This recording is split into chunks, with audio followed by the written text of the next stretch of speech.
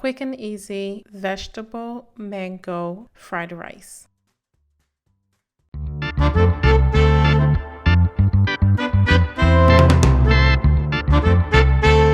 Hey guys, it's Marlene here with Savory Thoughts at savorythoughts.com, and welcome back to another video and welcome back to our kitchen. So in today's recipe, we will be making this delicious mouth-watering fried rice recipe. We are making it with fresh turnip leaves, and we are also making it with bell peppers, chicken breast, and of course we're adding a little bit of soy sauce for extra flavor, and the star of the show is mango. Now, when you're making this, go ahead and be sure to use ripe mango, but we can get to that a little bit later.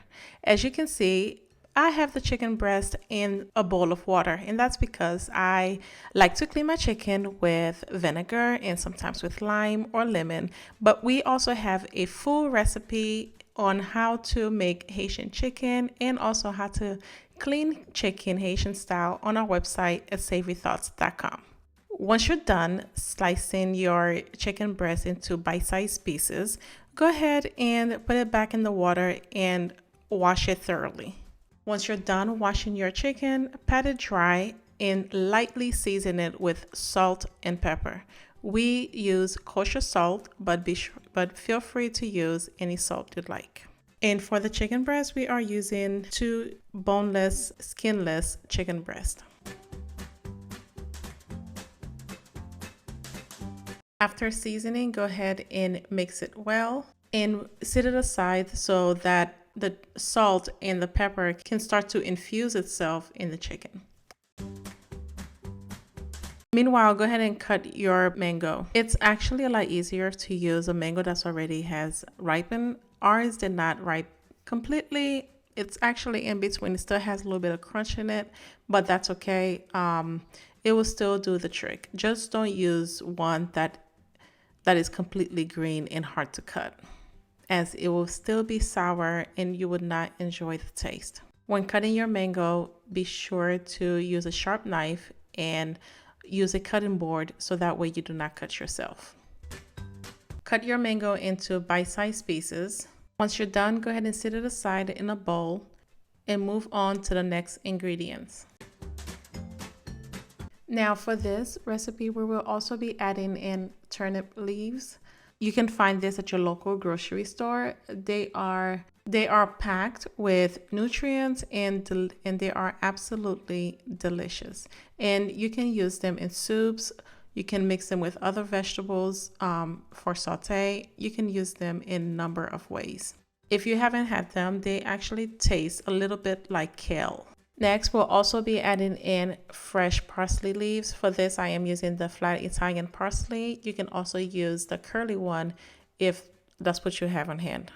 Roughly chop your parsley and set it in the same bowl with your turnip leaves.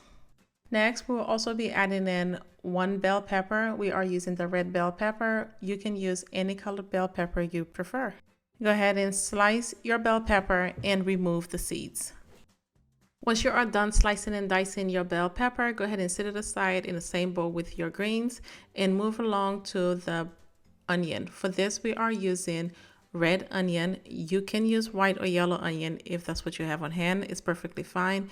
We just prefer the red onions because it has a hint of sweet flavor. And go ahead and dice it into fine pieces.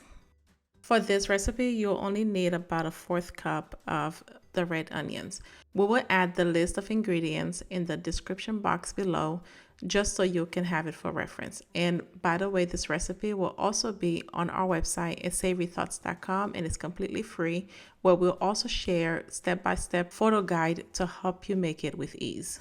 Now, fried rice, in my opinion, is not fried rice without green onions, and for this we are using 2 green onions. You can slice or dice it or chop it.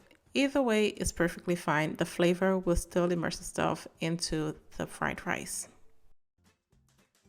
And now it's time for us to cook. So in a large skillet or wok, go ahead and add 4 tablespoons of canola oil. Once your oil has heated up, go ahead and start to cook your chicken. You don't want your chicken to be overly cooked because we are going to return it back to the pot. So go ahead, cook your chicken just enough where it starts to lightly brown. Once you're done, take your chicken and set it aside. And in the same wok or skillet, you're going to add the rest of the ingredients. It's best to cook your chicken in small pieces. That way, they all get a chance to cook evenly.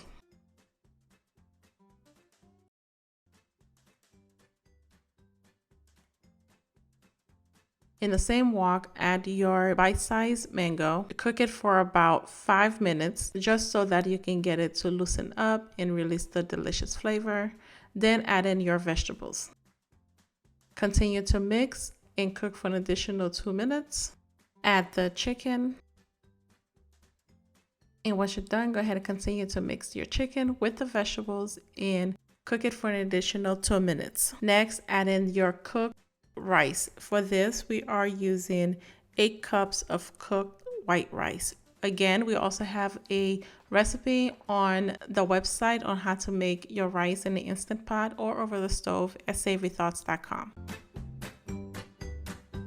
Once you've added your rice, go ahead and mix well.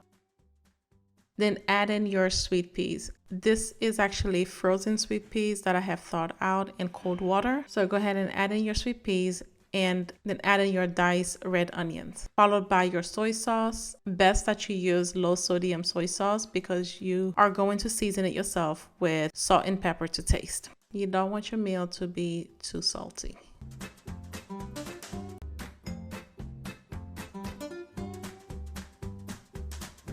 Once you're done, go ahead, continue to mix well until all of the ingredients are well incorporated and you are done.